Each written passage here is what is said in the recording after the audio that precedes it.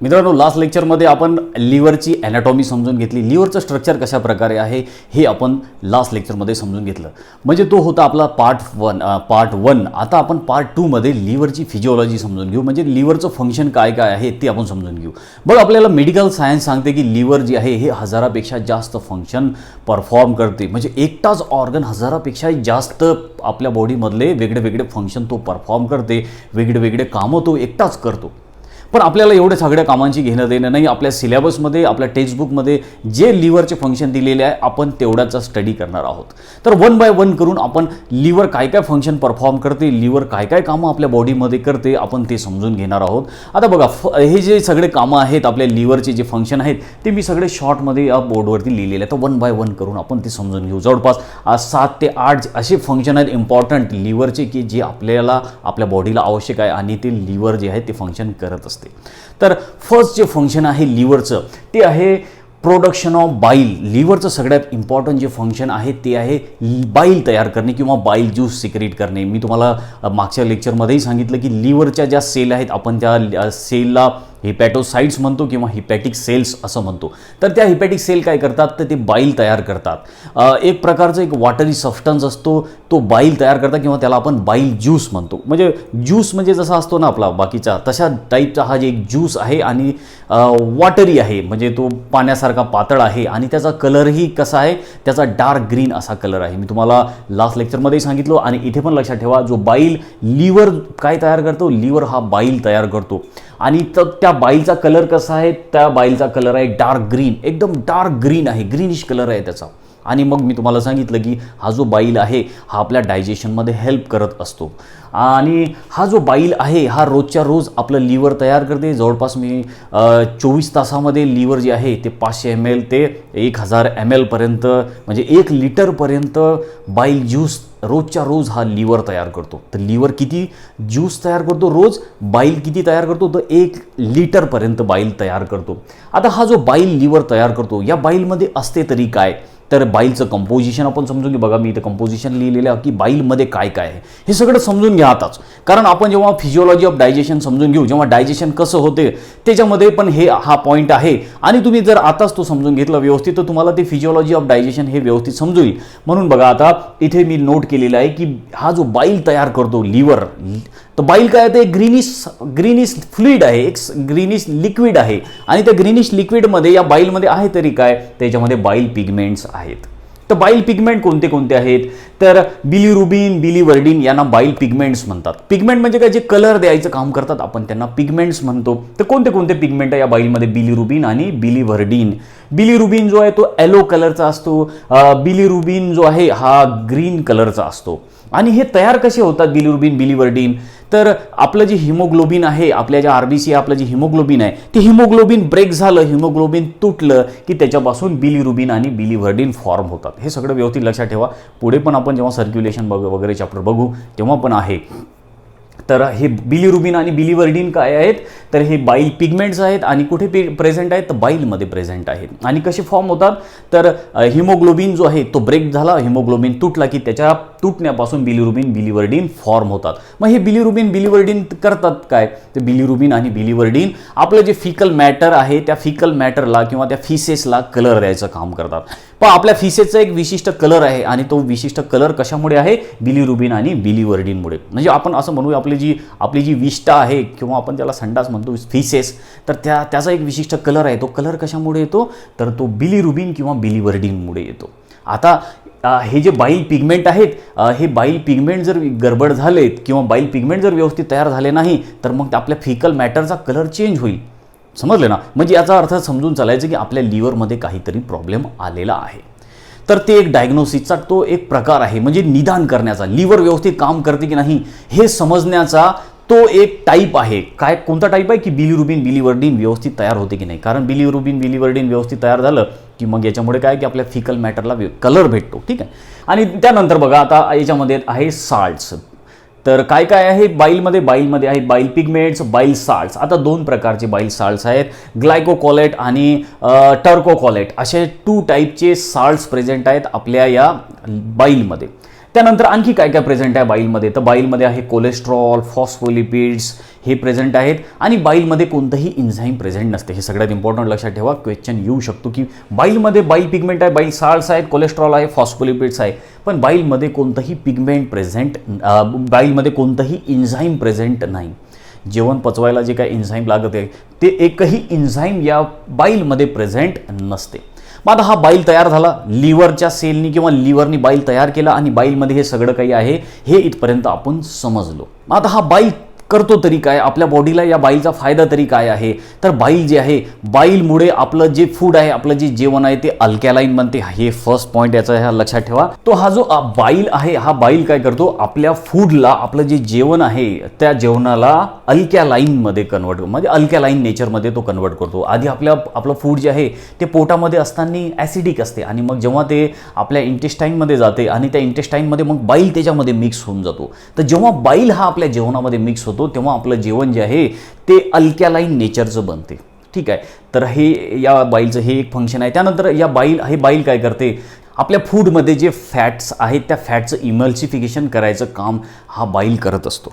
तर बाईल काय करतो, तर बाईल जे आहे, बाईल आपल्या फूडला अल्कॅलाईन नेचरमध्ये पण कन्वर्ट करतो, अल्कॅलाईन पण बनवतो.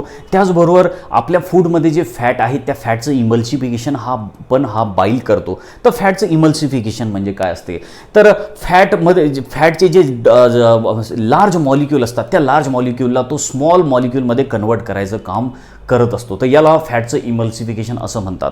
तर आपल्या फूडमध्ये जो लार्ज मॉलिक्यूल आहे फॅटचे, त्या लार्ज मॉलिक्यूलला स्मॉल मॉलिक्यूलमध्ये कन्वर्ट करायचं काम कोण करते, तर बाईल करतो. आणि या प्रोसेसला काय म्हटलं जातं, या प्रोसेसला इमल्सिफिकेशन असं म्हटलं जातं, इमल्सिफिकेशन ऑफ फॅट.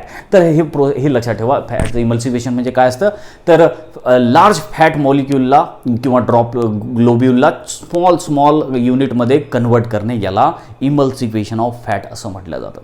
तर हे 2 इम्पॉर्टंट याचे फंक्शन झाले. त्याचबरोबर बाईल आणखी काय करतो, बाईल जो आहे हा डायजेस्टिव्ह एन्झाईमला ॲक्टिवेट करतो. आणि ते डायजेस्टिव्ह एन्झाईम कोणतं असतं, तर ते लिपिड डायजेस्टिव्ह एन्झाईम असतात, त्याला म्हणतात लायपेज आणि त्याचं नाव आहे लायपेज. थर्ड फंक्शन काय आहे या बाईलचं, तर आणखीन थर्ड टाईपचं फंक्शन काय आहे या बाईलचं, तर हा बाईल काय करतो, हा ॲक्टिवेट करतो. कशाला ॲक्टिवेट करतो, लिपिड डायजेस्टिंग एन्झाईम्सला. लिपिडला डायजेस्ट करायला, आपल्या फूडमध्ये जे लिपिड आहे त्याला डायजेस्ट करायला जे एन्झाईम लागतात त्या एन्झाईमला हा ॲक्टिव्ह करून टाकतो. आणि लिपिडला डायजेस्ट करणारं जे एन्झाईम असतं त्याला लायपेज असं म्हटलं जातं. तर या लायपेजला हा बाईल काय करतो, या लायपेजला ॲक्टिव्ह करतो. तर अशा तऱ्हेनं बाईल जे हे आपल्या बॉडीमध्ये डिफरंट फंक्शन्स आहेत. आणि पुढे पण आपल्याला आपण जेव्हा डायजेशन, फिजिओलॉजी ऑफ डायजेशन शिकणार किंवा केमिकल जे डायजेशन आपण शिकणार त्याच्यामध्ये पण आपल्याला हे पॉईंट कामात पडणार आहेत. तर अशा तऱ्हेनं हा बाईल आपल्या कामात पडत असतो. तर काय काय फंक्शन आहेत या बाईलचे, बाईलला आपण 2 टाईपमध्ये डिवाइड केलेलं आहे. म्हणजे एक म्हणजे आपण त्याचं कंपोजिशन समजून घेतलं आणि दुसरं म्हणजे या बाईलचं फंक्शन काय ते समजून घेतलं. तर कंपोजिशनमध्ये हे सगळं काही येतं. आणि बाईलचं जे फंक्शन आहे त्या बाईलचं फंक्शन कोणतं आहे, ते बाईल आपल्या फूडला अल्कॅलाईन नेचरमध्ये कन्वर्ट करतं, अल्कॅलाईन बनवतं ते आपल्या फूडला. त्याचबरोबर बाईल काय करतं, बाईल जे आपले फॅटचं इमल्सिफिकेशन करतं, म्हणजे मोठ्या फॅटला छोट्या फॅटमध्ये ते कन्वर्ट करून टाकतं. ठीक आहे, हे फॅट कुठे असते, आपल्या जेवणामध्ये असते. तर त्या जेवणामधल्या फॅटला ते छोट्या मॉलिक्यूलमध्ये कन्वर्ट करते, याला इमल्सिफिकेशन म्हटलं जातं. त्याचबरोबर हे बाईल काय करते, तर बाईल जे आहे ॲक्टिवेट करते लिपिड डायजेस्टिंग एन्झाईमला. लिपिड डायजेस्टिंग एन्झाईम कोणतं आहे, तर ते आहे लायपेज. या लायपेजला ॲक्टिव्ह करायचं काम पण बाईल करत असतो. तर अशा प्रकारे या बाईलचे हे डिफरंट फंक्शन्स आहेत. एकंदरीतच हा बाईल तयार कोणी केला, तर तो लिव्हरनी तयार केला. तर हे आहे लिव्हरचं फर्स्ट फंक्शन. तर आता सेकंड फंक्शनकडे आपण वळू आणि ते सेकंड फंक्शन आहे ग्लायकोजेनेसिस. आता सेकंड जे फंक्शन आहे आपल्या लिव्हरचं ते आहे ग्लायकोजेनेसिस. तर ग्लायकोजेनेसिस म्हणजे काय, सिंपल मिनिंग आहे ग्लायकोजेनेसिसचा, ग्लुकोजला ग्लायकोजेनमध्ये कन्वर्ट करणे याला म्हणतात ग्लायकोजेनेसिस. बघा मी नोट करून देतो तुम्हाला. तर ग्लुकोजला, जे बॉडीमध्ये जे एक्स्ट्राचं ग्लुकोज जमा झालेलं आहे त्या एक्स्ट्राच्या ग्लुकोजला ग्लायकोजेनमध्ये कन्वर्ट करणे याच प्रोसेसला म्हटलं जातं ग्लायकोजेनेसिस. आणि ही सगळी प्रोसेस होते कुठे, तर ते लिव्हरमध्ये होते. म्हणजे आपल्या बॉडीमध्ये जर एक्स्ट्राचं ग्लुकोज असलं तर त्या एक्स्ट्राच्या ग्लुकोजला आपली बॉडी कशामध्ये कन्वर्ट करून टाकते, ग्लायकोजेनमध्ये. आणि मग हे ग्लायकोजेन कुठे स्टोअर राहते, तर ते लिव्हरमध्ये स्टोअर राहते. ॲक्च्युअलमध्ये या ग्लुकोजलाच ग्लायकोजेनमध्ये कन्वर्ट करायचं काम आपलं लिव्हर करत असते. तर हे का बरं होते, हे कन्वर्ट ग्लुकोजचं ग्लायकोजेनमध्ये कन्व्हर्जन का बरं होऊन जाते, तर याच्यामागे पण रिझन आहे. बघा, आता आपण जे काय खातो त्याचं आपली बॉडी ग्लुकोज तयार करते. आपल्याला डायजेशन नंतर आपल्या त्या फूडचं कशामध्ये रूपांतर होत असते, ते म्हणजे ग्लुकोजमध्ये. आणि आपल्याला माहिती, आपण शिकलेलं आहे याच्या अगोदर पण, की ग्लुकोजच आपल्या एनर्जीचा मेन सोर्स आहे.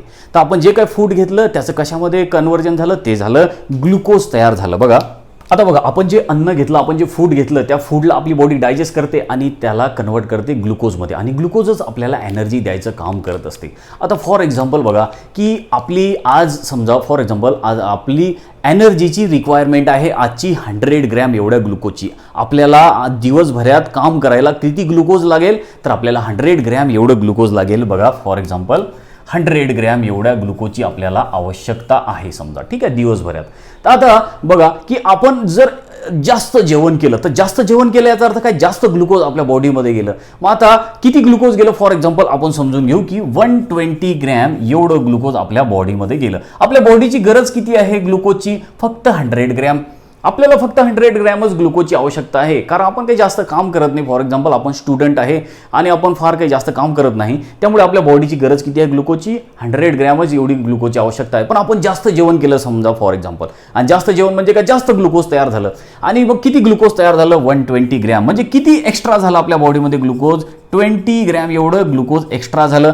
आपली नीड किती आहे, फक्त 100 ग्रॅमची. आपण खाल्लं किती, 120 ग्रॅम, म्हणजे 20 ग्रॅम तर एक्स्ट्रा झालं. मग या एक्स्ट्राच्या ग्लुकोजचं करायचं काय, तर या एक्स्ट्राच्या ग्लुकोजची आपली बॉडी म्हणजे आपलं लिव्हर काय करते, त्या एक्स्ट्राच्या ग्लुकोजला ग्लायकोजेनमध्ये कन्वर्ट करून टाकते, आणि या प्रोसेसलाच म्हटलं जातं ग्लायकोजेनेसिस. आणि मग हे जे एक्स्ट्रा जो ग्लुकोज आहे, ज्याला आपण ग्लायकोजेन म्हटलं, ते ग्लायकोजेन कुठे स्टोअर राहते, लिव्हरमध्ये ते स्टोअर राहते. आणि जेव्हा जेव्हा मग आपल्याला आवश्यकता पडेल तेव्हा, म्हणजे फॉर एक्झाम्पल आता समजा आपण उपवास पकडला, तर उपवास पकडल्यानंतर काय, आपण तर जेवणार नाहीच, मग आपल्याला एनर्जी तर लागेल ना. मग ही एनर्जी येईल कुठून, तर ही एनर्जी येईल ग्लुकोजमधून, ठीक आहे. मग आता ग्लुकोज तर नाही आहे आपल्या बॉडीमध्ये. मग जेव्हा आपल्या बॉडीमध्ये ग्लुकोज नसेल, तेव्हा मग आपली बॉडी काय करते, हे जे आपल्या लिव्हरमध्ये हे जे ग्लायकोजेन स्टोअर आहे, या ग्लायकोजेनला आपली बॉडी ग्लुकोजमध्ये परत कन्वर्ट करून टाकते.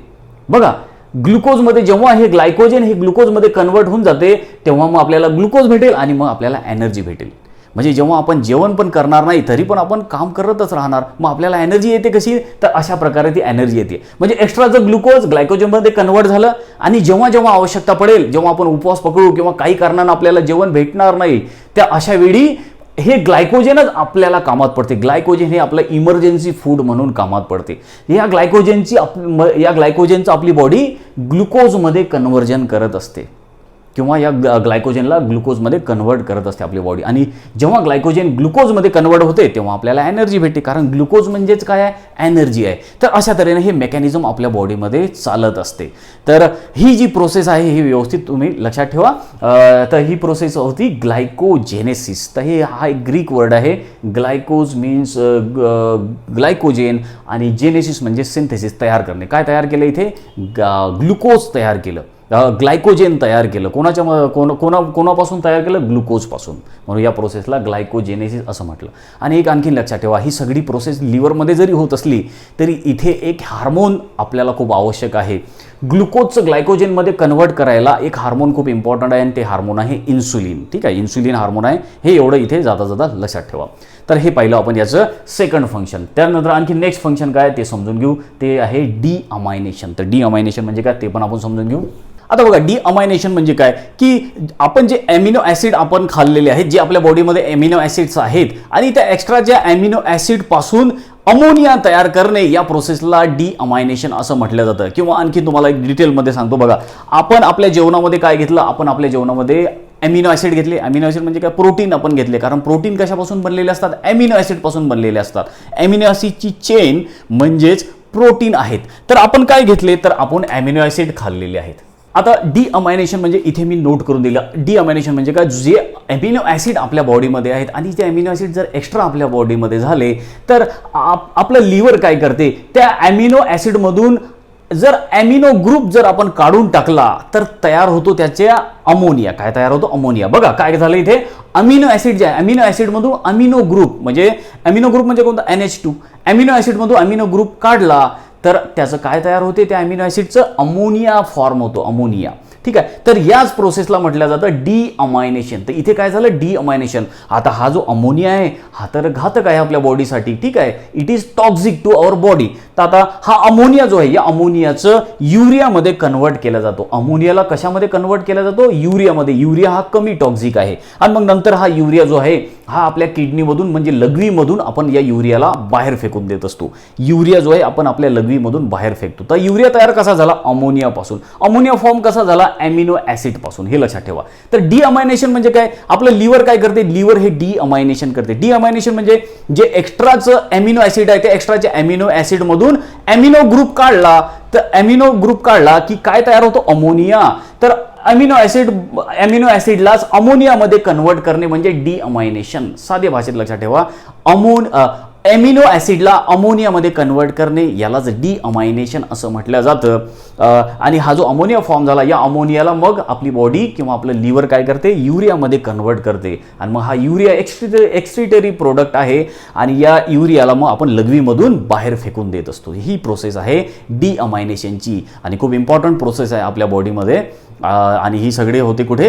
लिव्हरमध्ये. त्यानंतर नेक्स्ट जे फीचर आहे ते आहे सिंथेसिस ऑफ विटॅमिन्स. तर आपलं जे लिव्हर आहे ते वेगळे वेगळे विटॅमिन्स सिंथेसाइज करत असते. तर कोणते कोणते विटॅमिन्स सिंथेसाइज करत असते आपलं लिव्हर? तर vitamin A, D, E, K आणि B12 मी नोट करून देतो.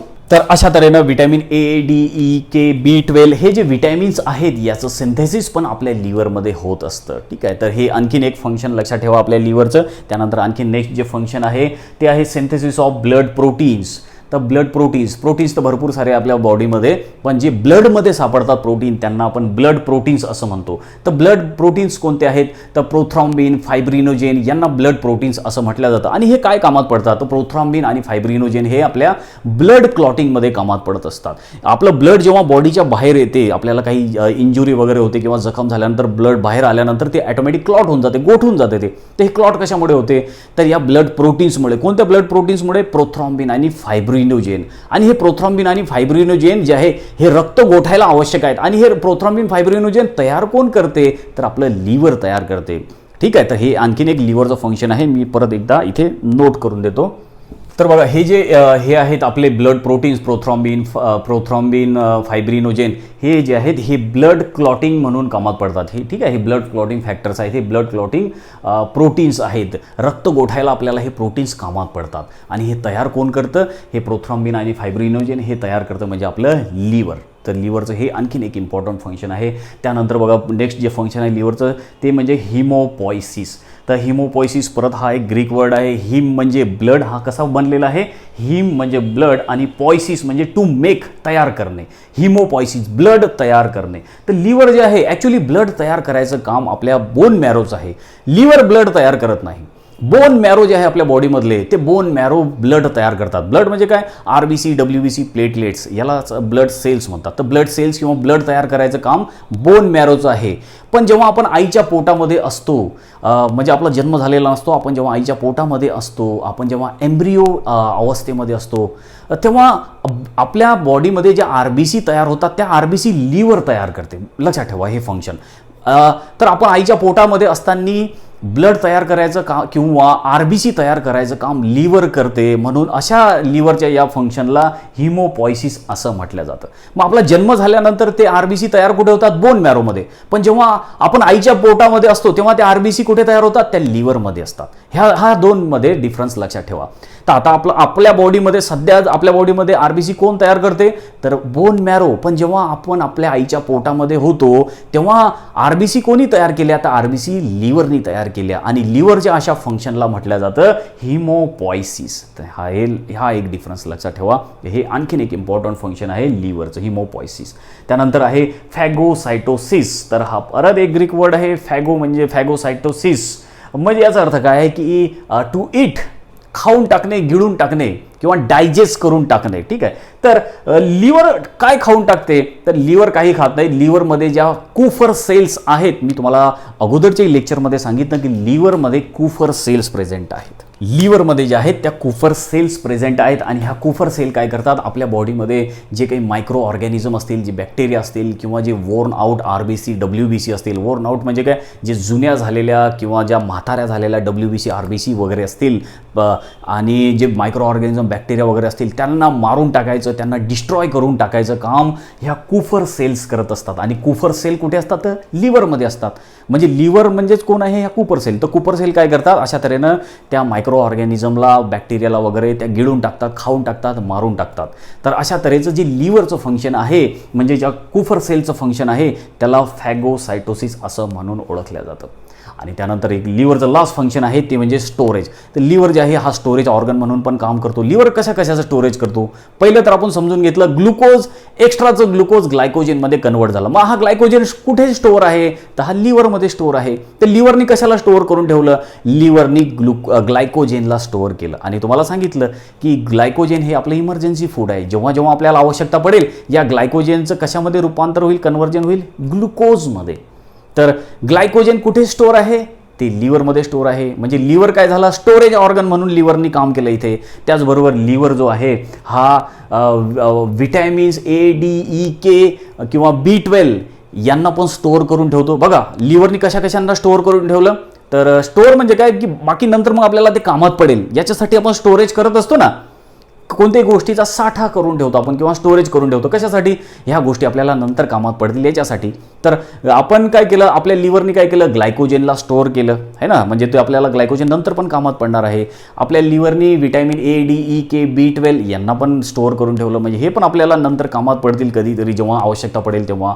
त्याचबरोबर लिव्हर जे आहे वॉटरला पण स्टोअर करून ठेवते एक्स्ट्राच्या. लिव्हर जे आहे हे ब्लडला पण स्टोअर करून ठेवते, कारण लिव्हर जो मोठा ऑर्गन आहे आपल्या बॉडीमधला, हा सगळ्यात मोठा ऑर्गन आहे आणि सगळ्यात मोठी ग्लँड पण आहे ही. त्यामुळे खूप सारं ब्लड जे आहे हे लिव्हरमध्ये स्टोअर पण राहते आणि जेव्हा जेव्हा आवश्यकता पडेल तेव्हा ते ब्लड जे आहे ते लिव्हरमधून मग बॉडीमध्ये वापरल्या पण जाते. तर अशा तऱ्हेनं एक्स्ट्राचं ब्लड जे आहे हे आपल्या लिव्हरमध्ये स्टोअर राहते. तशा तऱ्हेनं हा जो लिव्हर आहे हा स्टोरेज ऑर्गन म्हणून काम करत असतो. तर हे आहेत लिव्हरचे डिफरंट फंक्शन, ज्यांना आपण फिजिओलॉजी ऑफ लिव्हर असं म्हटलेलं आहे. तर इथे आपला हा लिव्हर जो पार्ट आहे किंवा ही जी डायजेस्टिव्ह ग्लँड आहे इथे आपण कंप्लीट केलेली आहे. याच्यानंतरची जी डायजेस्टिव्ह ग्लँड आहे पँक्रियाज आणि सलायव्हरी ग्लँड्स, त्याचा स्टडी आपण नेक्स्ट लेक्चरपासून करू.